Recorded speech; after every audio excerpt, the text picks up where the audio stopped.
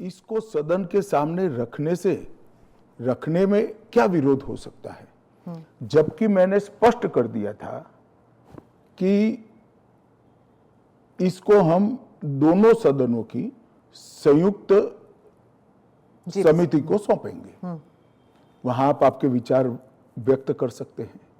और दूसरा, जब इस पर मतदान हो तब आप आपका मत व्यक्त कर सकते हो, क्योंकि ये संवैधानिक संशोधन है, तो 2/3 बहुमत चाहिए दोनों सदनों में, जो आपके पास नहीं है या नहीं है वो तो उस वक्त सिद्ध होगा। परंतु उस वक्त आप अपना विचार भी रख सकते हो, वोट भी कर सकते हो। किसी भी सरकार के विधेयक को या संविधान संशोधन को सदन में पेश न होने देना और इस तरह का व्यवहार करना, ये क्या लोकतंत्र में उचित है? क्या देश की पार्लियामेंट के दोनों सदन बहस के लिए है या शोरगुल और हल्ले के लिए है?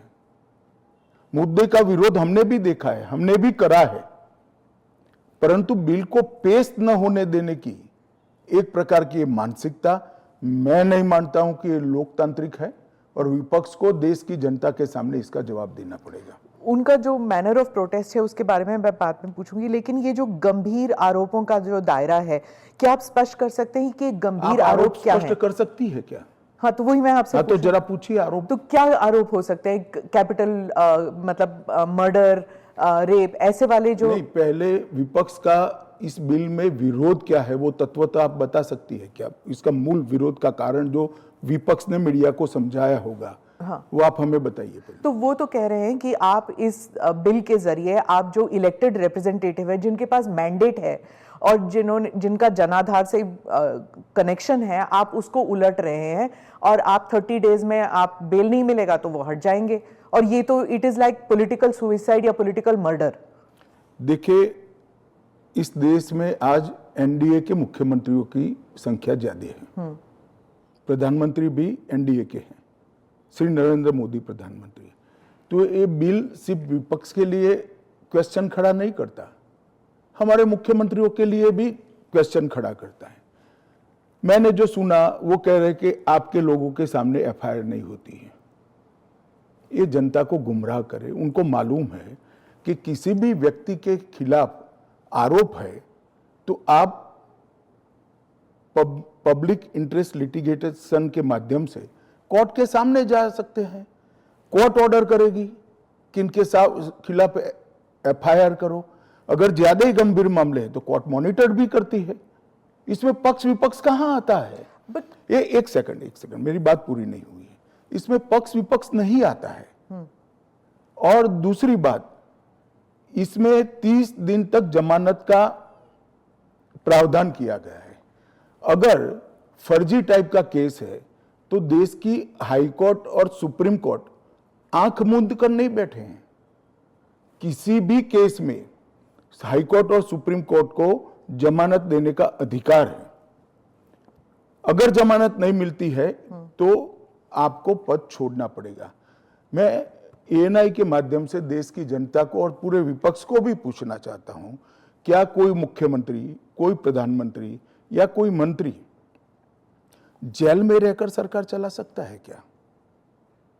इस देश के लोकतंत्र के लिए शोभा रूप है क्या? और अगर 30 दिन के बाद जमानत मिल जाती है तो वो फिर से शपथ ले सकते हैं। हम multi party parliamentary democratic system में है। जब आपके पास सदन में बहुमत होता है, एक मुख्यमंत्री को किसी भी कारणसर जेल में जाना पड़ा, 30 दिन तक जमानत नहीं हुई, तो अब वो पदमुक्त हो जाएंगे, परंतु उनका बहुमत तो बना रहेगा।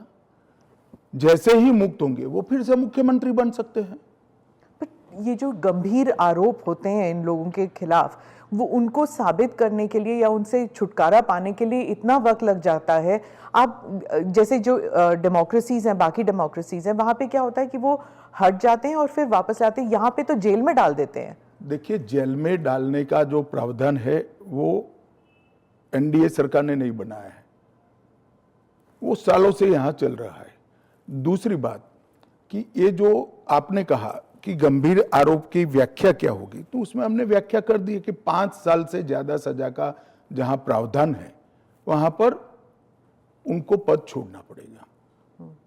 कोई छुटपुट आरोप के लिए पद नहीं छोड़ना है, मगर जिन पर करप्शन के आरोप है या 5 साल से ज्यादा सजा के आरोप है ऐसे मंत्री, मुख्यमंत्री या प्रधानमंत्री जेल में बैठकर सरकार चलाए, ये कितना उचित है। पर दोष के ऊपर कैसे कर सकते हैं? पहले मैं आपको सिद्धि तो हो जाए ना। मैं आपको बताना चाहता हूं, आज भी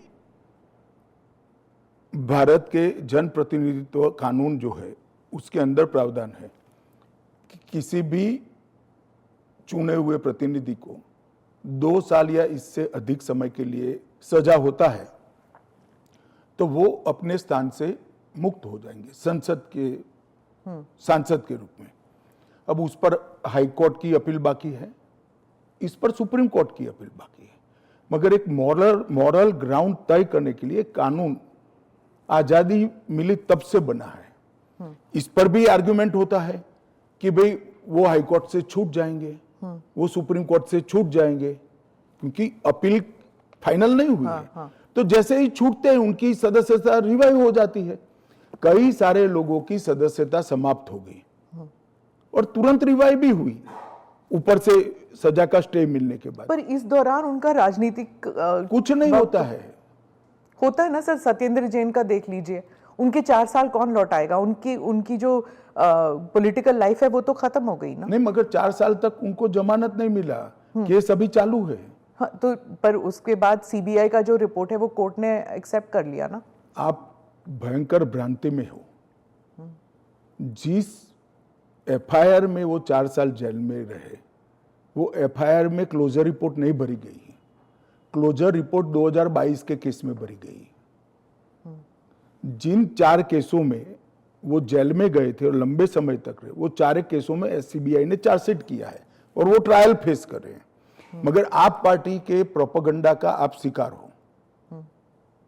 सत्येंद्र जैन जी को जिस केसों में लंबा समय जेल में रहना पड़ा, वो सारे के सारे केसों में चार्जशीट हुआ है और वो ट्रायल फेस कर रहे हैं।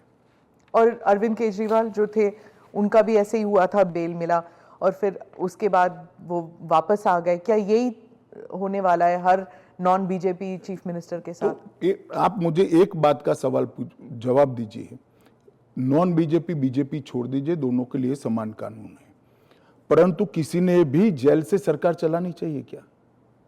आजादी से अब तक कई सारे नेता जेल में गए, कई सारे मुख्यमंत्री भी गए, मंत्री भी गए, और सबने इस्तीफा देकर जेल में गए। अभी अभी एक ट्रेंड शुरू हुआ कि जेल में जाने के बाद भी इस्तीफा नहीं देना। ढेर सारे ऐसे लोग हैं जिन्होंने इस्तीफा दिया। तमिलनाडु के कुछ मंत्रियों ने नहीं दिया, दिल्ली के मंत्री और मुख्यमंत्री ने नहीं दिया, और सरकार के सचिव, डीजीपी, मुख्य सचिव इनके पास आदेश लेने के लिए जेल में जाएंगे। ये क्या हमारे लोकतंत्र को दुनिया में सम्मान दिलाएगा क्या? ये मुद्दे पर चिंता, चर्चा होनी चाहिए, नहीं होनी चाहिए। और मैं आज जो कांग्रेस पार्टी इसका मुखर कर विरोध कर रही है, वो कांग्रेस पार्टी के एक स्टैंड को ही मैं कह रहा हूं। जब यूपीए की सरकार थी, श्री मनमोहन सिंह जी इनके प्रधानमंत्री थे और लालू प्रसाद यादव जी इनके मिनिस्टर थे। लालू प्रसाद जी को सजा हो गई। मनमोहन सरकार एक ऑर्डिनेंस लेकर आई कि 2 साल की सजा हो तो भी अपील का स्टेज बाकी है तो उनकी सदस्यता नहीं जाती है। यही मॉरल ग्राउंड था जो आप कोट कर रही हो। तो एक ऑर्डिनेंस लेकर आए कि हम इसको बदल दे रहे हैं।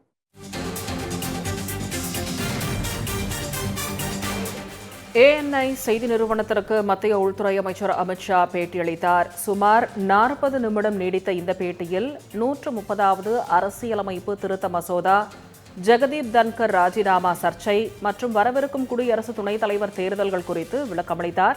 மேலும் செய்தியாளரின் பல்வேறு கேள்விகளுக்கு அவர் பதிலளித்த அந்த காட்சிகளை நாம் தற்போது பார்த்தோம்.